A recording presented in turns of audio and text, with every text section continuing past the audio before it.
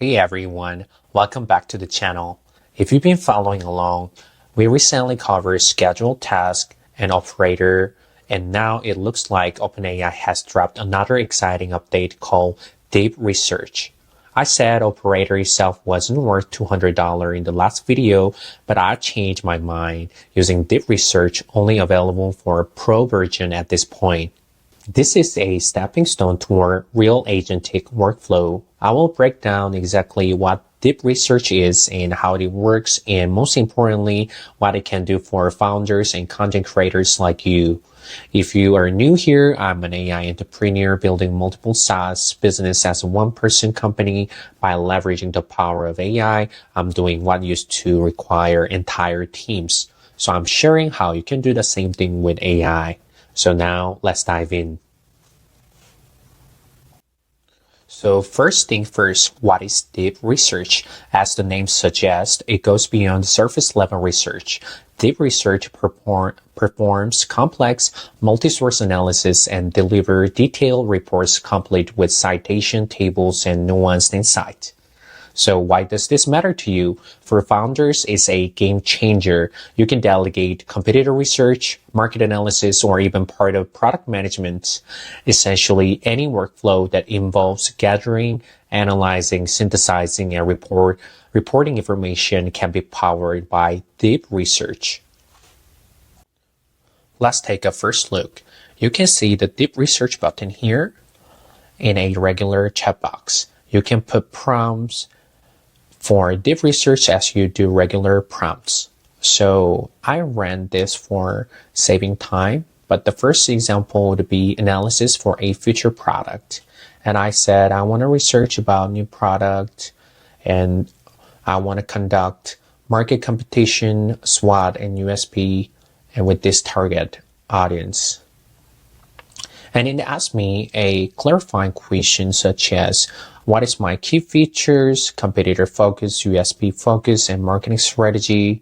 And down here, I said, I only see a voice note-taking apps as competitors and mostly English users, but potentially Korean users. And this is my killer function. And I want to have tiered pricing with free trial and need a differentiating factor, especially messaging of brand, to stand out among the competition. And it lays out that it will focus market competition, SWOT, USB branding messages.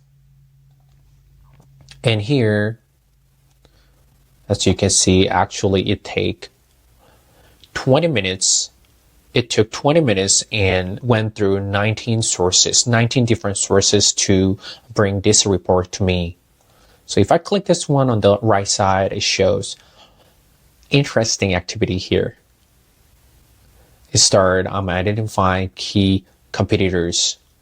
And then it goes through key competitors, Author AI, and Fireflies AI, JPure, and it sees different pricing ranges here, gathering information, and now various competitor features, strengths, and weakness. It goes through SWOT analysis as I order, and Notion AI 2, and here market analysis 2, driven by productivity tools, remote work. Opportunities lie in local market expansion and Korean language support. So as I said, potentially target audience can be Korean, and it mentioned this. And through on and on and on. So you can see the activity, how they perform research from. So let's look at the main report. It said it will conduct market competition analysis, SWOT analysis, and USB and branding message. And if we go through this long report, we can see market competition analysis here, and down here is SWOT analysis for our future product, and USB and brand messagings. And I really like especially this part, even recommendation for branding and messagings here. So if we go up, here it starts with the deep analysis for competitors. So it mentions Otter AI, Firefly's AI, Assembly AI, and Notion AI. And then it researches all the pricing range from free for 300 monthly minutes and pro version annual plans and strengths here. Otter AI you can do with meeting integration like Zoom, Google, while Firefly's here its main strength is in multi-language transcription and JPeer or third-party integration for further productivity. And if we go Notion AI, it's just add-on, but it clearly it doesn't have native voice transcription.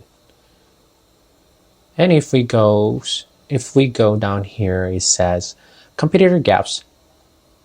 Despite many players, gap exists. So if we can fill out this gap, this product can become a viable one in the market. And it says USP for founders. So if we go down SWOT analysis, it has strengths. Clearly, it is a growing market. One of the most important factors to determine whether you want to build a product in the market. It's growing, ever-growing market, and we have emerging tech. Actually, voice transcription is a lot easier and becoming cheaper in the market thanks to advancement of AI. And we have niche focus, young founders. But what is our weakness? Our weakness can be adoption hurdles. So if already users are using other tools such as Otter or Notion, it can be hard to convince them. But still, it shows opportunity. If we look at threats, there are a few noticeable ones. It's direct competition with big companies. As a company of one, it'd be almost impossible to direct compete and win against big companies' products. So we have to be aware of that. And the second thing is market saturation. People already feel tired and have skepticism about yet another AI app. So how we deliver AI features but make them feel it's not AI app. That can be another strategy. And if we go down unique selling point, our target audience is founders. So saying position the app as more than a note taker. AI assistant for entrepreneurs, but focusing on the voice features. And accuracy and excellence should be the top priority to win in the market in the long term. And privacy too, and founder-centric features. This one is interesting. Integrate language that resonates with startup life. Investor meeting at 10, get auto-generated bullet points for your debrief in seconds, or brainstorm on the go. This can be self-features to attract founders. And if we look at the brand messaging part, it's indeed powerful.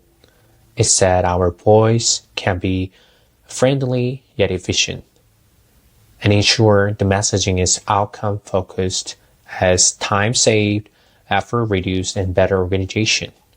And it also gives us idea for social proof and case studies and education content that we can put on our social media. And messaging should be always emphasizing less work, more results, such as from 1 hour meeting to 5-minute recap, reclaim your time. I really love this. So if I decided to build a product, I'll definitely take these suggestions and apply to the product. So a very satisfying outcome. And the number 4 was the pricing model and market fit. This is based on the competitor analysis previously I showed, and it has a great breakdown about free tier, pro tier, and team and enterprise if we are gonna have.